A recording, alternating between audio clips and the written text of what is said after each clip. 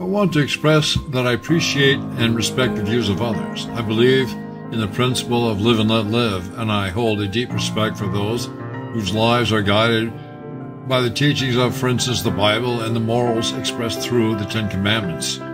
These principles, in my view, hold great value and meaning. But over the years, I've developed my own thoughts on spiritual matters that may differ, but not conflict, if you will, with the morals. I'd like to humbly share a few reflections on the divine and the nature of life, if that's okay with you, and how I see it. When considering the divine, I feel it is impossible to truly grasp what God is, given our limited human perspective.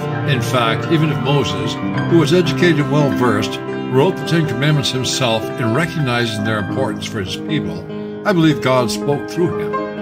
The Bible also personifies God as a burning bush, not as a human figure, but suggests that God is an abstract concept capable of taking any form. In my view, any attempt to define God risks projecting human limitations onto something that lies far beyond our very limited comprehension as living beings.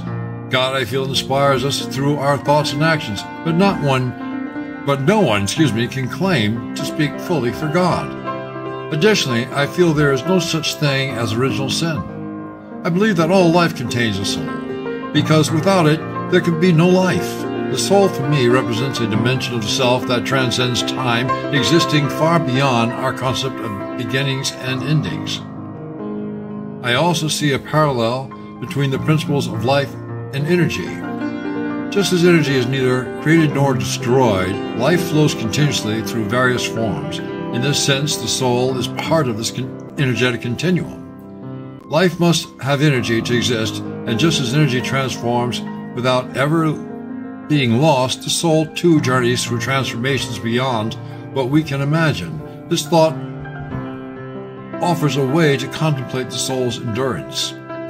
Reflecting further, some traditions suggest phases of transformation, or transition if you will, for the soul, as found like in the case of Buddhist texts like in the Tibetan Book of the Dead, which describes a 49-day period for the soul's transformations.